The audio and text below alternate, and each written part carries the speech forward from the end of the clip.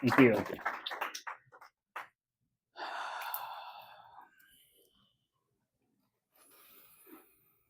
I'm on the beach. It's early morning, and the water is like glass. In the distance, there's a solitary sailboat moored, and the skies above are a pale gray. It's quiet. With the exception of the sound of small children on that sailboat, excitedly acquainting themselves with morning. The sandy beach is peppered with well-worn stones, churned in the water of Lake Michigan and deposited onto land as if tiny offerings. I have come to this beach because I've experienced loss. The day before, news traveled halfway across the world to tell me that a friend of mine, a dear friend of mine, has passed.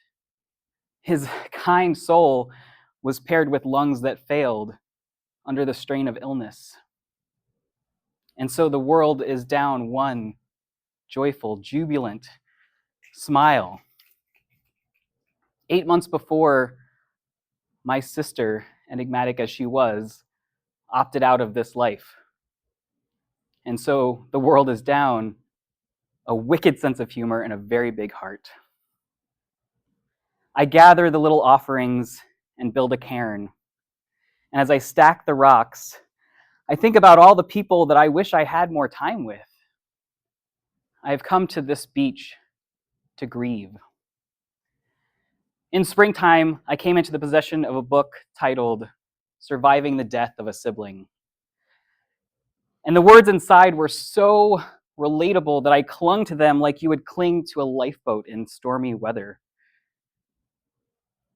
The author had lost her brother to an aggressive cancer, and in this book she talks about this turning point, this inflection point where after maybe months or even years of loss and grieving, you're able to integrate that loss in a healthy way so that you can move forward.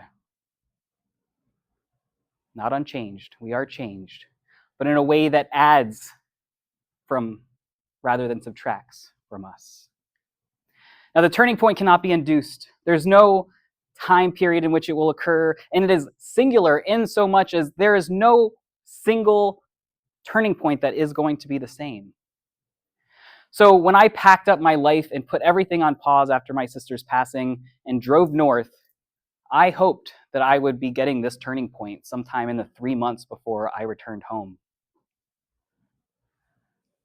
More than anything, I clung to that promise of a turning point.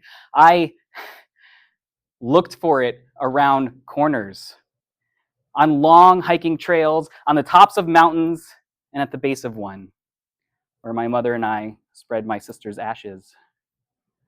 A month blinks by, then a second. Still no turning point. And then with 6 days left to go of my summer hiatus, I get this news from halfway across the world that my dear friend is dead. And that is why I am on this beach.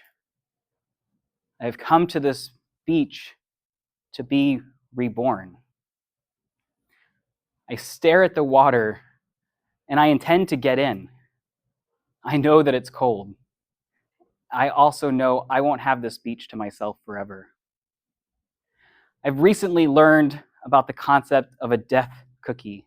And I think about the death cookie as I stare at the water. It's a concept that says every single time that you do something painful, something that you'd rather avoid, something uncertain, we die. And that's a good thing, that you should want that. Because after we die, we are reborn. Our ego dies, and we are born as a person who is capable of doing the painful, unpleasant, or uncertain thing. So I eat the death cookie. I wade into the water, not stopping until I am waist deep. And I watch as the water ripples around me and rings, creating gentle, small waves that emanate over the placid waters of Lake Michigan. And I breathe a deep, cleansing breath. And then in the distance, I hear an excited squeal that children getting ready in the morning. And to that sound, I let myself fall backwards, breaking that chilly waterline, submerging completely. And in that moment, I immediately know, as every single nerve in my body wakes, this is my turning point.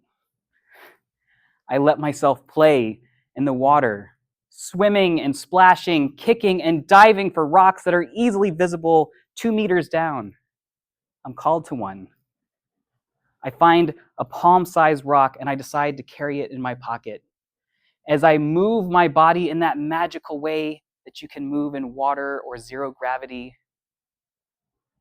And in the distance, I see that family readying their dinghy, getting ready, no doubt, to explore the quaint Michigan town that stretches out behind me. And I know that it's time. My turning point has come, but there's one more thing that I need to do.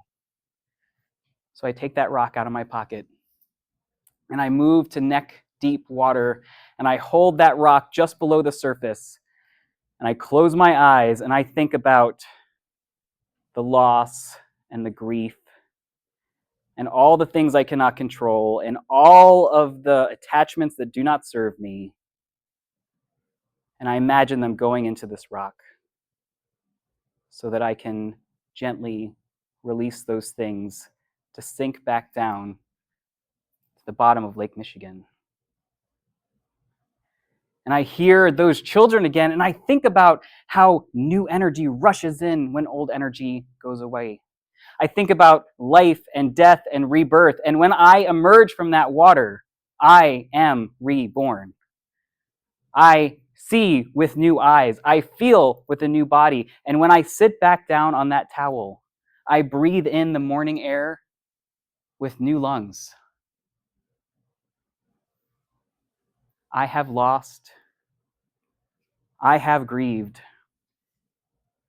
and I have been reborn. And I will do so over and over and over again in my life until it's my time to pass. I welcome the opportunity. Thank you. Fantastic. Thank you.